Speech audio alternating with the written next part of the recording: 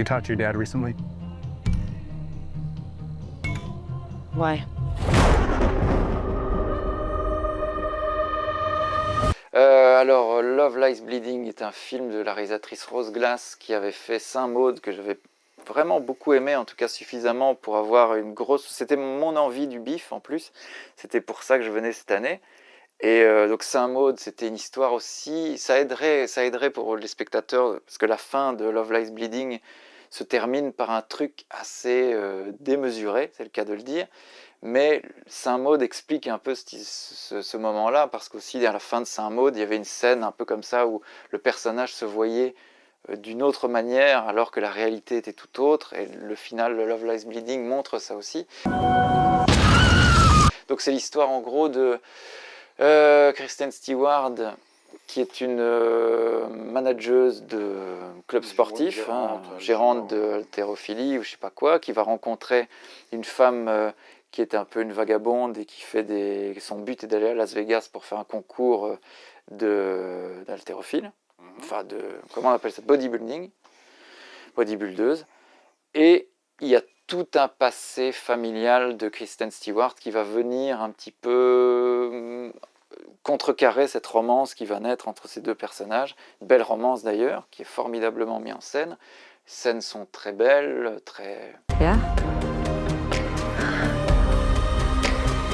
Et voilà, donc c'est un polar, c'est un film totalement différent du précédent film de Rose Glass, mais qui n'est pas encore le chef-d'œuvre, mais on sent quand même une carrière de réalisatrice qui part bien. Parce que le premier film était excellent, le deuxième, c'est un tout autre univers et il est très bien fait. Là aussi, c'est une histoire, comme on disait avec Civil War. Civil War n'invente rien, là non plus, ça n'invente rien. Mais ça fait pas genre on fait un autre film, quoi. Tu vois, c'est un polar, c'est juste les canons qui sont différents, c'est-à-dire qu'au lieu d'avoir un mec et une femme, on a deux femmes qui s'aiment.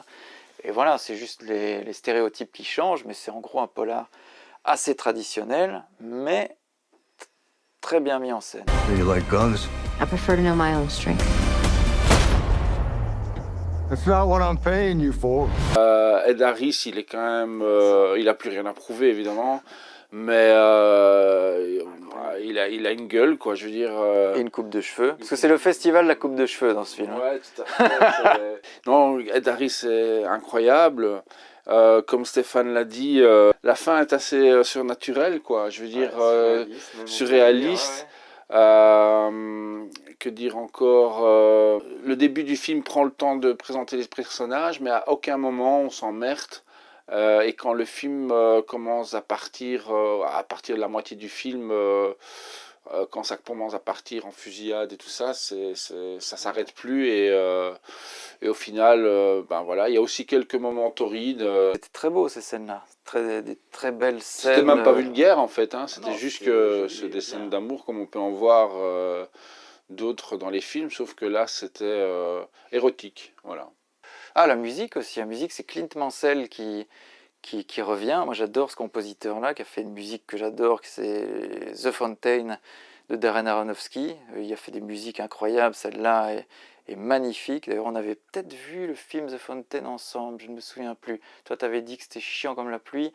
C'était un film assez chiant, mais moi qui a marché totalement chez moi, grâce essentiellement à la musique de Clint Mansell. Donc voilà, donc il y a beaucoup de points positifs pour ce film, la mise en scène, l'ambiance, les actrices, les acteurs, Ed Harris incroyable, la coupe de cheveux, ça se déroule dans les années 80, fin 80, au moment de la chute du mur. Donc ouais, très très beau, et j'attends vraiment le troisième film, parce que on sent qu'il y a vraiment quelque chose, et pour le moment elle ne fait pas de mauvais film, donc ça fait deux réussites. Et on attend la troisième, peut-être le chef-d'œuvre qui arrivera.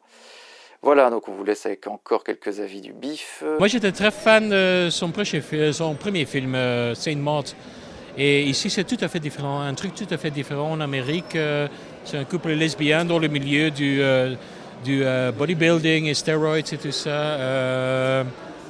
J'ai bien aimé le film, donc je ne peux pas donner un commentaire définitif parce qu'apparemment la fin était vraiment bien, mais donc moi parce que je pensais c'est foutu. Donc j'ai aussi quitté la salle, pas comme protestation, mais juste parce que j'étais complètement dehors de l'atmosphère. Et donc voilà. Le film était assez sympathique, visuellement très très très bien fait. Dans le côté, justement, ce que j'avais dit tantôt, c'est assez sympa de voir un film un peu style True Romance ou quelque chose comme ça, qui ne parle pas sur un couple hétéro.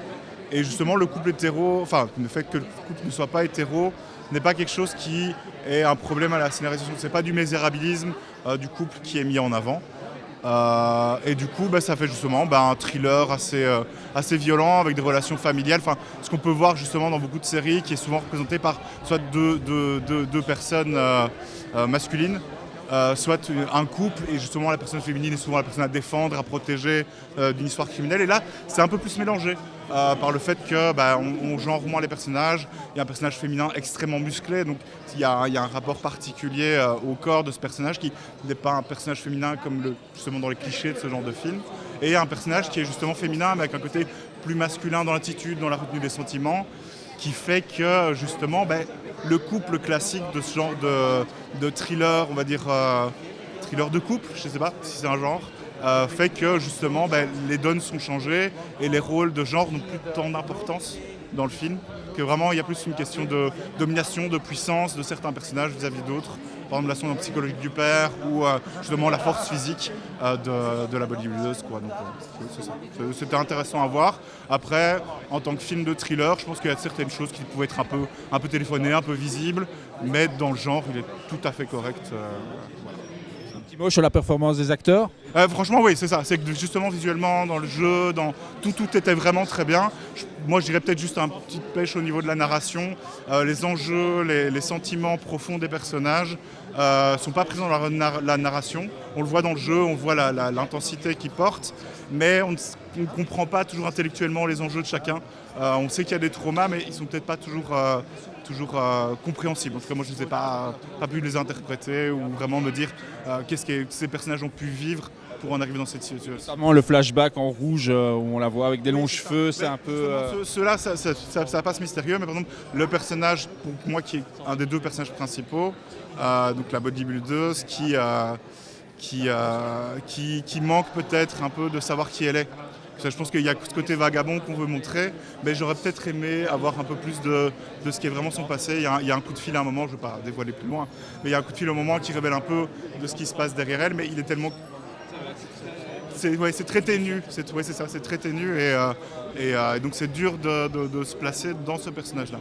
C'est un personnage que je n'ai pas su lire totalement, qui est quand même cohérent dans cet univers-là, mais qui me manquait un petit quelque chose pour essayer de le comprendre. Voilà, ce n'est que notre avis, et n'hésitez pas, si vous êtes vu dans la vidéo, likez, délikez, commentez, insultez, faites ce que vous voulez. Et on finit par quoi? Un petit Vincent Kerven. Ah ouais, Delphine Kerven. Non, Gustave Kerven. Gustave de l'Épine, bonjour. Qu'avez-vous pensé du film Love Lies Bleeding ? En fait, j'ai trouvé que c'était un mauvais film et en fait, après, je me suis aperçu au bout d'un moment que c'était un film de série Z, donc du coup, je me suis mis à l'aimer parce que je ne savais pas trop au début si c'était s'ils faisaient exprès de jouer mal, ils en rajoutaient des caisses, si les acteurs étaient parfois mauvais. Puis après, vers la fin, on s'aperçoit que c'est vraiment un film de série Z, donc après coup, je me suis dit, ouais, finalement, vu le propos et vu la façon dont c'est traité, mais le problème, c'est qu'on ne sait pas pendant une grande partie du film que c'est un truc caricatural, exagéré, enfin série Z. Donc c'est ça un peu le problème du film, je trouve. Mais sinon, j'ai bien aimé le propos. Et voilà, enfin, c'est pas un grand film non plus, mais il sert une cause intéressante, donc rien que ça, c'est déjà pas mal. C'était une formidable soirée et nous on vous dit à une prochaine vidéo pour une nouvelle fin de séance et bonne fin de séance. Bonne fin de séance. Ti amo.